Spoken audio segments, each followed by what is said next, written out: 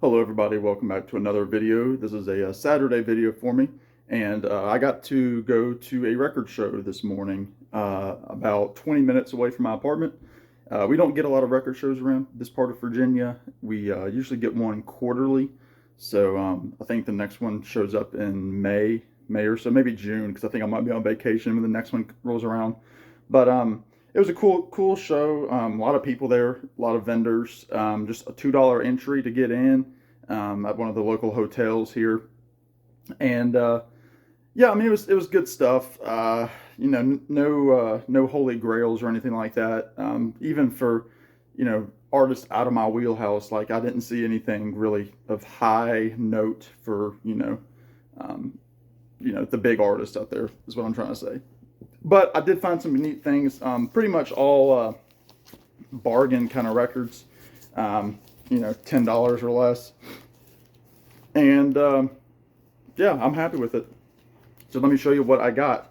In no particular order of when I purchased, of the order that I purchased it. So the first one is Roger McGuinn, and this is his album Peace on You. There's the eagle carrying a Rickenbacker. Terrible album cover, in my opinion, but it's a Columbia record.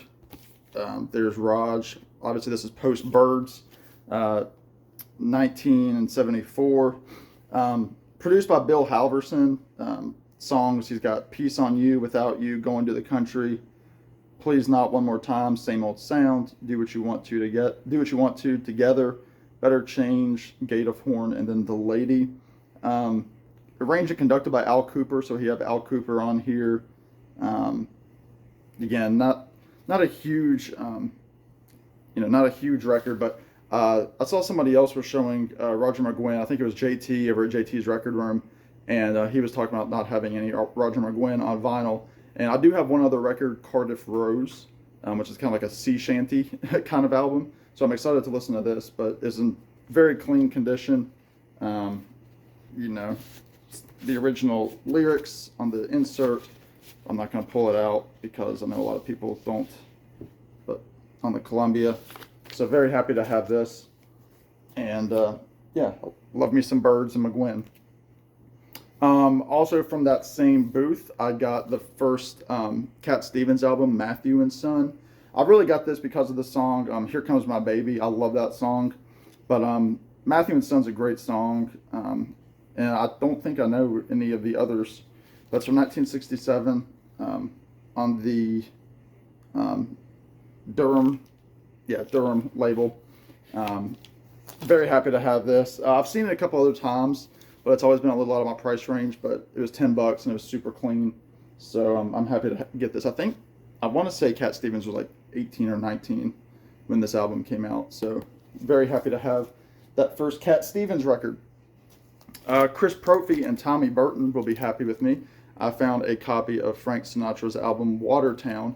Really cool lettering there on the word Watertown, kind of a silver metallic font. And I know this record has gotten a lot of praise recently. It's on Reprise. It's super clean. The cover itself has seen better days, but it was $8, and I know they just put out a reissue of this in the last year or two, and I keep wanting to get it, but I keep holding off. And so when I found this clean, I had to grab it. I know it was a 60s album by Frank, again on Reprise, so I'm excited to listen to this.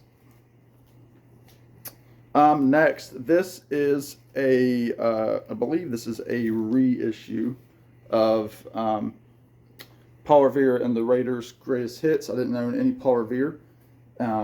Really excited to have this. I was actually just watching Once Upon a Time in Hollywood the other night. Rich Strickler gave me a Blu-ray copy of that. I'd never seen it.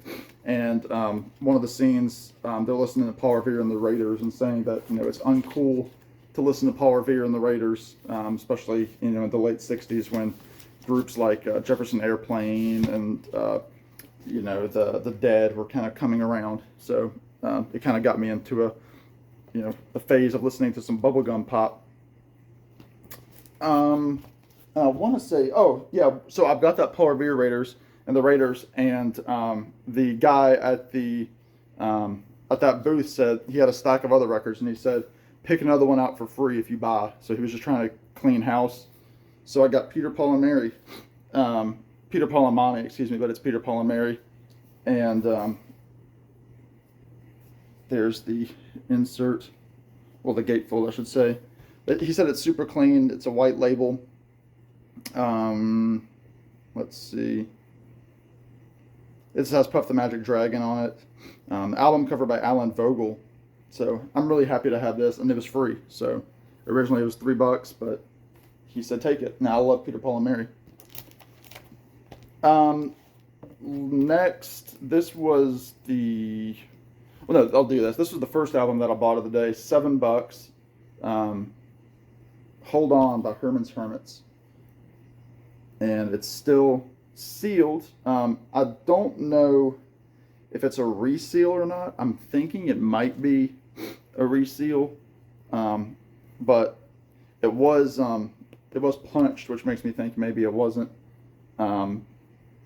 But it's got the hit "A Must to Avoid" on it. Gotta Get Away, All the Things I Do for My Baby. Just a short album, and it's Herman's Hermits, and I really like their sound, even though they, weren't exactly, the Beatles. And lastly, I was happy to get this. Actually, the booth that I got this from, this was the last record that I purchased, and it was from my local record store. They had a booth there, and it is the Nitty Gritty Dirt Band, All the Good Times. It's got some great songs on here. This is some early Nitty Gritty Dirt Band, country, folk, kind of country rock group. And let me see, it was in the inner sleeve, which is also original, really cool inner sleeve. But you had, you've also got Randy Scruggs on here on acoustic guitar, Norman Blake on dobro. So I'm really happy to have this. But you have 16 tracks, the song, Fish Song, Jambalaya, which is one of my favorites, Down in Texas, Creeping Around Your Back Door, Daisy, Slim Carter, Hoping to Say, Baltimore, Jamaica Say You Will, the Jackson Browne tune, Do You Feel It Too by Richie Furay, the Civil War trilogy, and Diggy Liggy Low. I don't know that one, but I do like Nitty Gritty Dirt Band, especially like early Nitty Gritty Dirt Band prior to Will the Circle. They were really kind of on that early country rock, cornerstone, that early foundation of the country rock vein with Jackson Browne and the Eagles, and even the Byrds and groups like that. So they are one of those founding groups to define that genre. So anyway, that's what I got at my record show. Let me know what you think of these records. Did I buy some duds? Let me know what you think.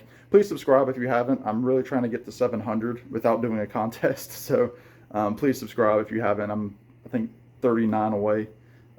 So anyway, that's enough about me. Thank you all so much for watching. Please tune in for the next one. Y'all be good, take care, and we'll talk to you soon. Bye now.